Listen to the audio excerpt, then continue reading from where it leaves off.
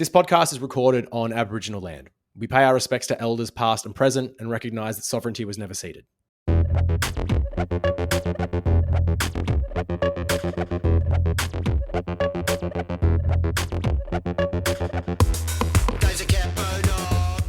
Welcome back to the Radical Online Leftist Pipeline podcast. My name's Mitch Alexander. My name's Tom Taniki, actually. I'm Celeste Little. Tom, I've got to ask, was that funny little bon mot, the little tone that you had then, was that a suggestion from AI to punch up your intro? I don't use AI. I resent the implication. And this may be a neat segue for you, but I just want to say I haven't used AI deftly or in a as a utility that helped me to get anything significant done for anything. And sometimes that makes me feel like a boomer. Like as in I get that you can run a script, but I've never run a script in my life. I don't know why I'm a boomer, aren't I? I'm a fucking Luddite. I'm not the best person to ask, but no, I did not use that or indeed anything for AI. Sorry, you have the mic back, Mitch. I'm going nowhere with this. No, I want to talk a bit today about AI usage and shit that I've seen that shits me. But I was going to ask first off anyway, what everyone's sort of experience with using any sort of AI generative shit is, because I have used the image stuff a bunch. When it first came out, I was like, and now I'm like, and the writing, the large language model shit has never produced anything of worth to me in my fucking life. It's insane how banal and shit and middle manager dribble it fucking reads, and it slides off my brain like a fucking fried egg every time I try to use it. Celeste, have you used it, been wowed by it, hate it? Where are you at with it? I found myself hating it. And no, I haven't used it. To my knowledge, anyway. If I have, it's been quite accidental. But there was just a period, or it's still going on. Actually, it's not finished. Where social media feeds just seem to be full of AI images, and everyone doing this. Oh wow, that's so pretty, and just absorbing it. And I'm looking, going, none of this looks right anymore. Where's all the natural quirks of nature? And so I found myself just shutting off from it. So no, I haven't. And particularly with the writing one, as somebody who gets to the computer and is just like bang, bang, bang, bang, bang when I want to write, the idea of using it for that is just absurd to me. Yeah. I'm the same as someone. I write regularly. I write regularly. It's my work, as it is with you. It's my, it's part of my income. It's my life. And the notion that I need a prompt for it is just, it's offensive. Laughable, Celeste, have you heard of the dead internet theory before? No. It's a semi-creative but semi-observational notion that crept up years ago, as I recall it, that there's no one left on the internet anymore. Well, not all of the internet, but there's actually a lot of what you explore on, do I say legacy? Boomer platforms like, say, for example, Facebook. People have the idea that there may actually, or a lot of what you see is just bots. Oh my God, this makes AI. perfect sense. Right? And for example, so we know why these bots are created. So the AI slop that you see on the posts, which Facebook is incredibly inundated. It's fucked. And it's entertaining on there in a weird kind of bleak way, because it's not engaging. It's completely created by a computer to entertain other computers. But then the notion of the dead internet theory says click on the comments, and all those people commenting are bots as well. And there might be one or two lonely, confused boomers sort of boomering away in the comments in there.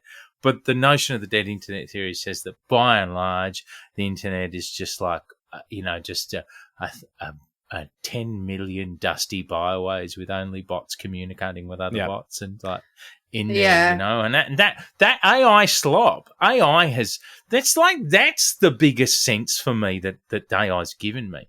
The proliferation of AI that I can see like that, all that slop, has just made me feel that the internet is a worse and a lonelier place, you know? Absolutely. Yeah. There was a study. So, like, for anyone listening who's not aware, part of my PhD is looking at just digital platforms generally, and so I'm looking at these sort of like smaller niche studies and reports that aren't getting out too much. But someone ran some experiments where they like posted comments without pictures, as if the comment was actually a tagline to a photo.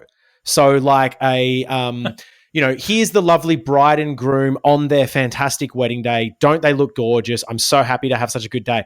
And so many of the comments are like, wow, they look gorgeous. What an amazing day. Praise be. It's this uncanny valley thing of like, oh, that's fucked. Wow. But then how many other comments that look legitimate are now just fucked? Like, it's creepy, man. It's fucking, yeah. Dead internet theory has this, like, it has reshaped, especially when I go back to Facebook occasionally and, like, you know, I've got a newsfeed blocker, so I just get an inspirational quote from like Michelle Obama or something instead of a newsfeed. It's incredible. But occasionally I get rid of that and I have a look, and it feels like walking around an abandoned theme park with the electricity still on. Yeah. Like there's an emptiness and a hollowness to so much shit. So hang on, so the work that you're doing, I suppose notions like this dead internet theory stuff, you actually have to professionally or contemplate these things then, do you? Yeah. I'm looking at it slightly, like, I'll be looking at more specific stuff with like right-wing culture, comedy, manosphere stuff. But I've got to look at everything to see where it might fit. And so, you know, sometimes I'll go down a digital platform rabbit hole and I'll cut it away. But yeah, so I mean, and linking in, this wasn't a segue, but linking into the first thing I wanted to talk about with AI stuff that's been playing on my mind a lot, Celeste as well, like you mentioned in previous episodes that you love studying and have gone to uni a bunch and still are in like around the whole sector, right? And I'm doing a PhD. Clearly, I like studying enough to not hate doing it. I'll keep doing it. But this shit has come out where Sydney University was one of the first ones to do it late last year, December 2024, where they, like this new ABC headline, why Sydney Uni gave up on its AI ban. And they're basically letting students use AI in their sort of work. And they're opening the door saying it's the future. It's what we all sort of need to be doing. And I've been teaching for the last however many years, and I've started to see students quite fucking clearly using AI for their responses, right? Like students whose English is a second or third language, who have struggled through most of the semester, come out with this like fully reasoned, rational, like 4-page argument with like full citations and shit, with like complex like sentence structures. And it's like, no, like you've not gotten out of university what you need to at that point, right? But opening the floodgates the way Sydney Uni is doing, allowing students and teachers to embrace using AI, I just got stuck on this fucking thought. Just like how Instagram and Facebook, I mean, you mentioned dead internet theory, Tom.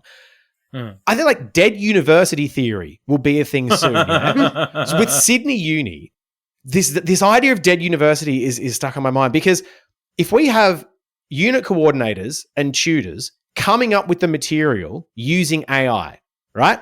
Then the students get that material and run that through ChatGPT and AI to answer the questions. Then teachers get it back to market using ChatGPT. Then no one is doing university. No one is teaching anything. No one is taking anything. It's 3 years of computers talking to each other, and then you get a piece of paper at the end of it that says you did a degree. It is fucking insane to me that we are degrading university to that level. Yeah, it makes, look, one of the reasons, as you said, Mitch, that I'm a serial pest at university is that I like being there. I'm a person who seeks knowledge. I like being in a knowledge environment. I like interacting with other nerds, to be completely blunt, and universities are full of nerds. So it's where we congregate. the sharing of ideas, the asking of questions, the seeking out of stuff. I just don't see how knowledge can be challenged and accumulated and exchanged and built and whatever else it is we do with knowledge when that's the center of it. I had enough trouble actually just when I went back to uni the last time, and to a degree, the assessment process already had some elements of AI in it. And I think what I'm talking about here is the Turnitin process. Yes, to try that and fucking to try and figure out whether or not students had been plagiarizing. But then, you know, the Turnitin process, as bad as that was, is all of a sudden going to be almost rendered useless, because if ChatGPT or various forms of essay constructions that exist through AI are being used, then what even is plagiarism anymore? But I do remember one time we had to write an essay and I got a 0% on Turnitin, and I just felt like the smartest person that ever existed in the world. What a legend. Not even a trace of acknowledging anyone else's ideas. Pure maverick. And Turnitin as well. Like I've tried using that as a teacher, and just like, you've got to run everything through it and look at it, and like it's just fucking wrong. Sometimes it's just wrong. I know my students, especially by the end of the semester, this one's just real smart. They're going to be precocious and write something that sounds like an academic. This person, not so much. But like the thing for me, and this is what I'm sort of struggling with all of it, is like how or why did we sort of get to this point? And like, we got here because of neoliberal reforms in the 80s. Everything is about profit. Everything is about the line going up. Everything is about making money, instead of, like you said, like the joy and good of learning for its own sake, about getting with a cohort of like-minded people. There is a group of people in our country who understand innately how good that is for society. It's our fucking politicians, who all have arts degrees, by and large. They're not fucking economists or lawyers. They all have arts degrees of various types. And while they were at university, they expanded their minds, they networked with like-minded people, they built power structures using this exchange of knowledge, which was good for its own sake. And this is going to get me into the second thing I wanted to sort of mention with AI use generally. But like, we need to, in this instance, reconsider why anyone goes to university at all. And at the moment, it's just to get the degree, to get a job, to pay down the student debt that you accrued to get that degree. We're all units of production. That's what that is. Yeah. The situation that universities, like Sydney Uni, for example, it relies overwhelmingly on casuals to get its work done. Casualisation is the bed of its workforce. Relies on international students, although the push by Dutton and what have you is, and replicated by Labor more recently, is to remove that income source, because of course they've slowly and gradually defunded them and defunded universities over time. So as you said, I mean, these are all products of the neoliberal reforms that swept universities, and so it's a real anti-intellectual sort of climate that they're left floundering in. It seems to me that with these student migration reforms that they're all intending on setting about in a bipartisan fashion, well, where are these universities going to get their money from? Where are they going to get the money from for anyone to mark things properly? They don't have the time for that. Basically, it sounds to me, that AI thing, it sounds to me like these universities, which were considered by some to be among the best in the world, are now like going to replicate the standards of shoddy fly-by-night vocational education outlets, or even just like production line methods of teaching now, of just sort of like, come in, trudge through, perform the function of attending university, which is handing in an assignment. I'm not going to fucking read your assignment. I don't care that you used AI to write it. I'm also just going to put it through the bullshit machine, and it'll give you a score at the end of it, and you've learnt nothing. And I don't know, it's clearly for fucking like engineering or like chemistry, we kind of want people to go into those professions knowing anything So there is a material, like a very obvious material problem with, say, like architects not understanding how buildings fucking work and stay up if they've just had AI create all of their assessments for them. But there's a further sort of issue, at least for me, in that we need to get back to telling kids and engendering a love of learning again, and teaching kids that what we're teaching to do is how to think, not what to think about. Mm-hmm. You're getting a degree, and at the end of it, you go out into the world armed with a bunch of tools for how to think about things, how to like move through the world, how to navigate society in a specialist way. Like I did philosophy. So mine is on argumentation and logic and thinking. And it's fucking helped in everything else I have done since. People have done sociology, history, communication. All of that stuff lends a perspective that in our society, we need myriad people doing all at once.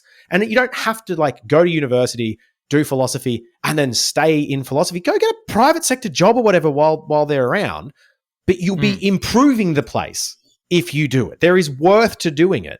And we're losing that, and we're also losing the raw knowledge of, say, engineering with AI. This is my other worry, is that after a generation, there will be people who don't know what to check for to make sure AI is correct, right? We've got all these engineers that are older now, say, that have all this knowledge, and their stuff has been fed into ChatGPT. But then as students come through and use ChatGPT, that ChatGPT stuff will be fed into ChatGPT, and we will have a singularity soon where the majority of stuff in these AI models is going to be AI-produced work. And if that's fiction, okay, fine, that's that, whatever. But if that's fucking chemistry textbooks or physics textbooks, and the only place we generally go for knowledge is AI, and all AI is doing is hallucinating a response that sounds right, in a generation or two, we will not know how to check for things properly. It will be an arduous task to make sure things are actually correct. That's and insane. In fact, it's hallucinating more regularly, Mitch. From my understanding is that it is hallucinating more regularly as AI slop becomes the bedrock of a greater and greater portion of the public internet. And you know, I'm just getting all this. I've mentioned him a couple of times already in our prior chats on this podcast, Ed Zitron, regularly railing against a tech writer who regularly rails against AI. And one of the reasons that he does so is that he says it's like a weird little cottage industry. And it's also like, it's a dead end. It's not. Yeah. It's not doing all these things that these overpaid venture capital funded billionaire tech executives are swearing to God that it's going to do. Yeah. You can't fund it to do more. You can't plug more GPUs onto it and have it do 5 times as much. The way that it works is based on doing a guess out of everything that it can see on the internet. And that's why it hallucinates, as we say so often. And that's the best it can do. And you can only ever get it to do guesses faster, or it's not going to get the whole the form of it is not the very structure. The foundational structure of it is designed such that unless someone comes up with a whole new thing from the kind of generative AI that we know, it's never going to get better. It's only going to get more funded, and there'll be more venture capital, like outlets for it, but it's not going to get better. So the one thing I do sort of want to say, because I reckon we'll get an email on this. If you want to email us, alpdotgov@proton.me. AI models are, in very specific circumstances, doing some really cool work. That's fine. But in my mind, that's barely AI. That's a sophisticated program that is working within your own set parameters to come up with things that help your business, your project very specifically. I'm talking about this for general use shit. I'm talking about fucking Bing and Google and Instagram now. Have you seen the Instagram Messenger app allows you to punch up your messages to your friends with fucking AI? If you go to send a message to someone, you can write a sentence and there's a button that says, do you want to improve this with AI? Oh, to make it funnier. And it doesn't make it funnier. Yeah, try sending funny messages to your friends using AI. I've been doing it. Yeah, we've done it a bit. Yeah, that's it. We've cut some rainforests down. Why anyone, and this is the second bit I want to talk about. Why anyone would want to outsource their thoughts and feelings to AI is fucking offensive almost. And I'm sure the two of you agree. I'm sure pingers would agree as well. So as people who use our words and who write, it's crushing that for me to see so many people just go, I don't care what I say or how I say it.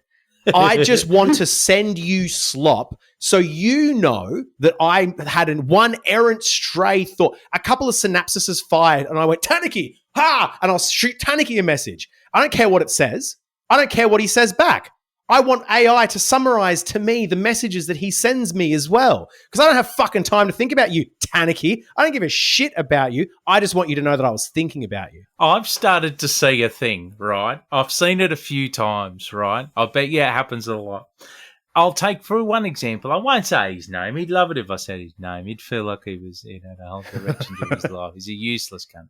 He thought he was my mate. He's the kind of person, this kind of sad cunt that posts, I've just reached 1,000 friends on Twitter. Thanks so much to all the people that, and he could tag everyone's name. Now this sounds a bit he sounds a bit. Look, he makes Drew Pavlo look like a really cool guy. And I know I sound like I'm being uncharitable, when I'm saying you're just talking about a bit of a lonely person on Twitter. I know it sounds a bit rude of me. And I would never have said that at the time. I might have casually thought, why do you keep tagging me in this thing? But that's fine, you just move on with your life. I've just reached 1,250 friends. I just want to thank all these people that have really inspired me to become the person I am. Tag my name in there. I've just reached 750. These anniversaries. I'm like, that's a very arbitrary anniversary there, mate. You're just looking for some validation here, a couple more lines. Anyway, so after a while, and that was all through the sort of anti-lockdown movement era, and after a while, this person, very, very real sinkhole for validation, just really wanted mates and attention. And they did the whole thing that you do. They switched their little political teams. And sad people who want a friend do that all the time. It's like they do it like they change their football jerseys. Elon Musk. And yeah, that's it. Where are they getting the validation from, So he started doing it, and then suddenly I became a far left extremist and all that kind of thing. And I never really cared for any of that either. But this person did dox a couple of people that I know. So got a little bit, it seemed to offend a couple of people that I knew, Yeah. But anyway, so I say all that to say that this person just has no identity. There's nothing called, I have a vision of them sitting home in a very blank room with like no walls, just like crying to themselves. They've never left the house once in years. That's my notion of them in my head anyway. A real loser. And actually it hurt some people's feelings on their way to changing their football teams.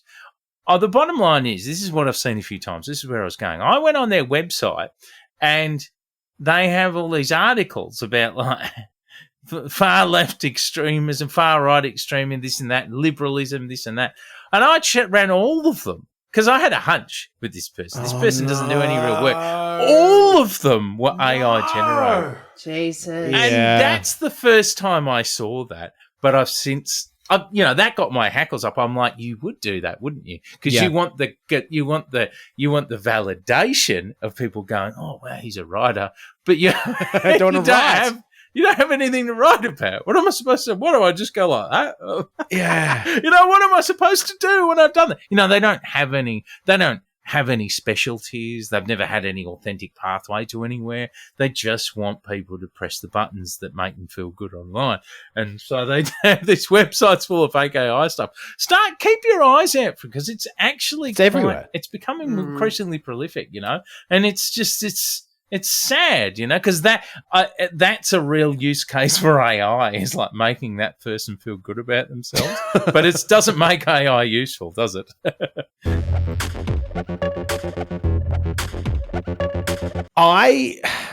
For me, it's this like, I keep thinking about how what we need to do as a society is rethink why we're writing the shit that we are. Like in that case, Taniki, like they're sad and lonely, they want friends. But like political parties talking about like we can use AI to do donation emails, right? And then like we could use AI to come up with newsletters for certain things. Middle managers froth over AI because it allows them to send exponentially more dribbling bullshit than they've ever been able to before. I imagine working in a corporate environment right now would be really Right. difficult for all this kind of thing. Well, the thing is, it's difficult. So what they need to do is use AI more and more and more to show how many emails they can send to make sure that their job is still sort of like, shored up. But we just need to be wondering, why do we want to send this email if we don't care who has written it? If you don't care that your voice isn't in it, why are you writing it in the first place?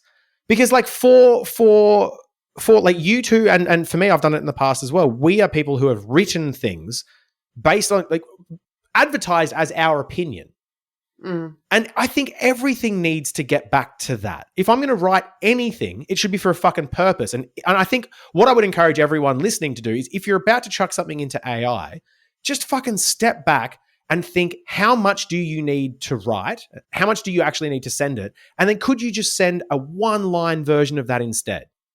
Because you shouldn't subjugate other people to AI slop. Everyone can tell when they're reading AI. It has a white noise quality to it that real writing doesn't have. And even if they got rid of it, let's just fucking think about what we're doing and why. Let's be like deliberate and critical with our thinking on this shit. But it's like everything about our digital lives is so hollowed out and lesser than it once was anyway. We have such a authentically poor quality to our digital lives that, it's such a wild west of ads and grifting and slop that I think when people are given a tool, it's like the unwritten rules of the digital world now, after 10 to 15 years of this shit, are to use a tool to replicate your work or replicate someone else's work for you. Because that's what everyone does. That's what every single influencer you follow online does. They replicate work. They cut corners. They manipulate, they lie, and they cheat. That's what Google's search doesn't work anymore, because it's all just AI slop and it's just designed to sell you things. So it's like, I think when people head online and they go, well, here's a little computer to do something for you, they use it to do the same thing that everything else fucking does online. It's shitty, It's a shitty digital life that we live. It really, really is. I think my thing with it all is that, I worry about the tangibility. I worry about the connection of the person to the topic. You talked about how it's a worry, Mitch, with things like chemistry or engineers. But even if people if people are asking even historical questions and they're feeding that through an AI that's being fed through AI that's being fed through AI, you're getting a streamlined form of knowledge. There's no interrogation. There's no curiosity. I love curiosity. I love the drive that curiosity gives me, and the fact that, all of a sudden I'll just get this new idea that I need to interrogate, and it, and it goes beyond just Googling something. To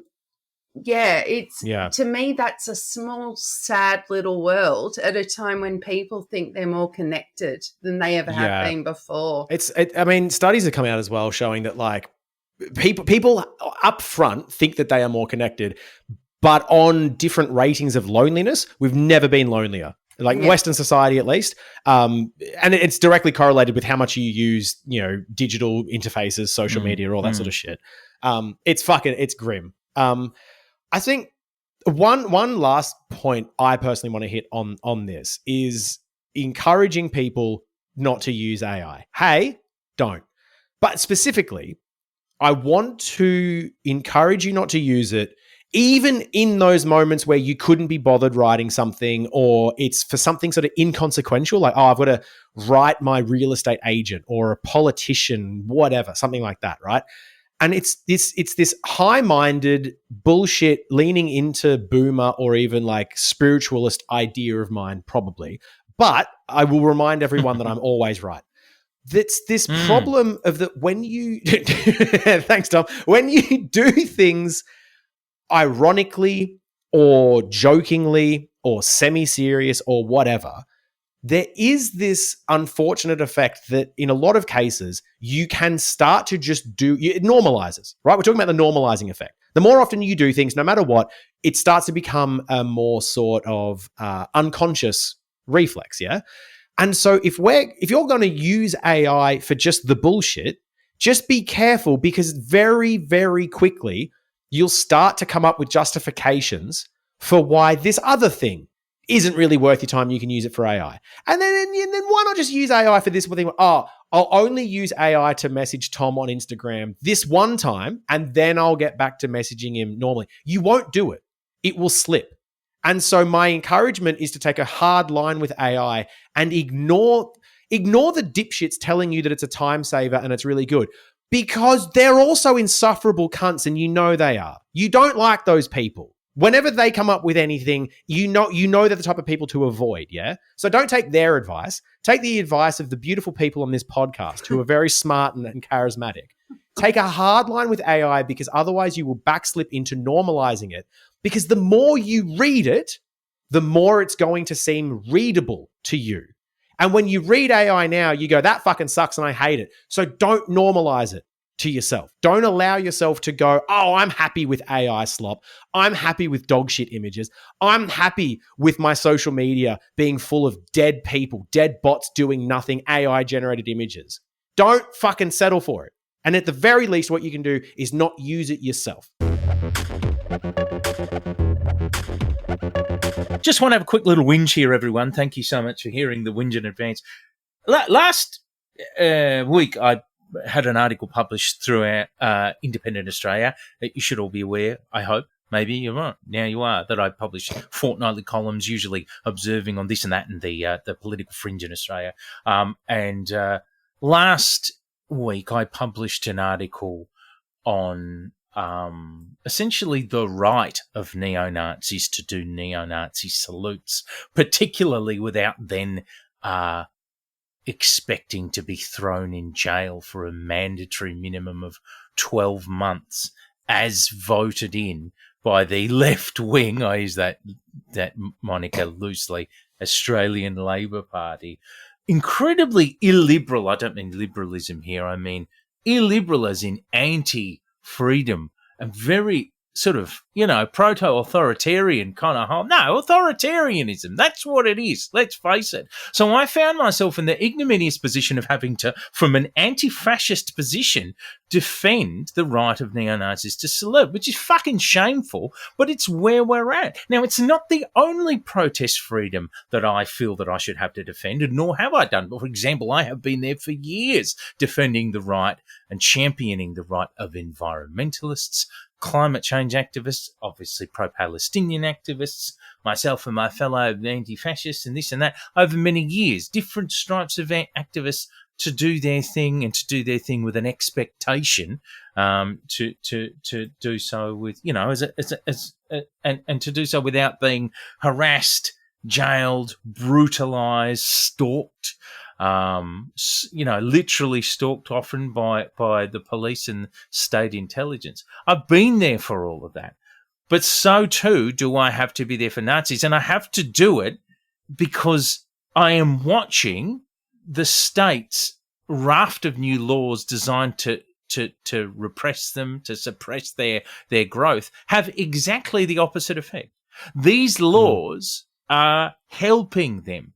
So it's not just from a civil libertarian perspective, although, but even though it is, because I'm a libertarian socialist, if anything. I hate these titles. I hate these tags. But I am. I'm an anarchist or a libertarian socialist. I believe in a smaller state. I don't believe in having a nanny state fucking intervene in everything. I don't think what's the march of true progressive or left, a policy of anti-racism of any of that. I don't think that's forwarded by a big authoritarian fucking state. I'm not a fucking Stalinist. That's not me, because I'm all those things, but I'm not just arguing from that perspective. I'm also arguing from a utilitarian perspective. It's not working. It's having the opposite effect. If you thought you were going to stop the Nazis, well, you're helping the Nazis, so stop doing the thing that helps them. They're doubling in fucking size. They're about to start a political party. That's a problem, So on this specifically, this isn't even unprecedented to a degree. When you're saying it's helping them, one of the things in your article is talking about how they now look like just normal blokes going up against a nanny state. Because when you have laws that are too draconian, it's like, yeah, he threw a salute. But should he be in jail for years for that? Not sure about that. I don't think that's appropriate, right? But that fucking happened with cunt face in Britain. Was Tony Robinson? Yeah, that was the exact same thing. He was martyred. He was martyred. Yeah, exactly. So we've seen this happen elsewhere before. Yeah. And it's not like we don't know what these new laws do. And like you've been warning, it's not like we don't know who they'll be used against as well. I will also just say, that's right. You have form on this as well. I remember you defending the cookers that you did so many videos about through lockdown when fucking cops were barging into their houses like without warrants and shit and like detaining them for too long and over Facebook posts. That's right. And it was always a much more full-throated defense of them, to be fair, because I liked them a lot more than I like this. You know what I mean? Like I was always, I always tried to wear on my sleeve my confusions or the nuance as regarded the anti-lockdown movement. I remember us debriefing an awful lot during that time because we were watching that go on and seeing the continual ramping up of policing powers, just over and over again, impacting these people. But that didn't, the increase of policing powers definitely didn't stop the cooker culture from embedding itself further either. Yep. In fact, the big repression that occurred throughout that period led to them having rallies of 100,000 people. Yeah.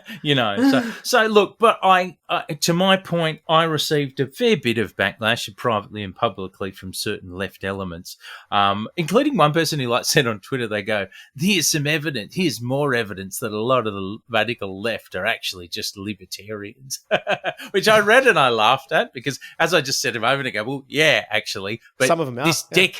This dickhead thinks that they're only thinking of the Libertarian Party, you know what I mean? Cheezel stained ANCAP type people. Because they don't know, because they haven't read, they don't know what the term means, they don't understand the different types of political ideologies out there. So this is really dumb. But I just wanted to say to people, I don't have a crystal ball for the effect of everything, and I also don't pretend to be the most ideologically sound person or what have you. I'm an anti-fascist. I'm flexible. I lead by what works rather than, what's ideologically correct or what have you in all instances. So I am flexible. But I did want to say there is no place on the radical left for sucking off the state because you think it happens to be kicking your goals for your mate because they'll be coming for you next. And I say that as someone who's watched them already do it. Come for our comrades time and again. There is no place on the radical left for people who think that it's good to champion these kinds of laws. It's not going to do the job you think it's going to do. And frankly, I don't want you by my side behind the barricades. You won't be on my side with those kind of politics, mate. Well, whinge over. But saying no, not yet. Saying specifically that though is just like they won't be on the barricades. The people who call for those laws tend to be people that have never had to fucking interface with cops or the courts or anything like that. Yeah. They won't be at the barricades because they think that change comes from voting once every 3 years or writing a letter to an editor and sitting at home comfortable with a lot of money. They're not the type of people who actually understand where power comes from, how to wield it, all that sort of stuff. They just go, well, laws have protected me, so they'll continue to protect me. They'll surely protect everyone else. 100%. Yeah. People need to get back to, they need to hit the books. They need to hit the books about fascism. And I don't mean like centre-left fucking Dems, US Dems treatises post-Trump about, 10 things to spot about the rise of fascism or what have you. There's so many books that pile up bargain basements now about that kind of shit. I mean, read about the history of fascism, what have you, learn about how these grassroots fascists are growing. Or you know what? You don't need a history lesson at the moment. You can actually watch how these real-time fascists are growing. You can just see it happening in front of you. You can even just watch that the past year and see the massive success that they've had. But please understand that the state is not our friend in repressing these people. They think they are. They might repress, that certain lobbyists might think this is the way to handle them. But in the current political climate, it is assuring them every success. So we've got to change gears. And one of the most urgent things to do would be stop all the fucking criminalisation of everything. Thanks again for listening to another episode of the Radical Online Leftist Pipeline podcast. If you would love to send us an email with any questions, thoughts, clarifications, just in case we got something wrong, please do. We really love to hear from you, and I swear to God, we will stop rambling soon, and we will start reading out some of your wonderful emails that have been coming through. alpdotgov@proton.me. Maybe from next week or the week after, we'll start giving out a different email address that's a bit easier for you to find when it comes to our actual name. But this is the joke that I had before we started the podcast, and I like it. alpdotgov@proton.me. Shoot us an email. And share us with your friends as well, please. Just with word of mouth or posting on social media. We really do appreciate you letting people know that we exist. We'll catch you next week.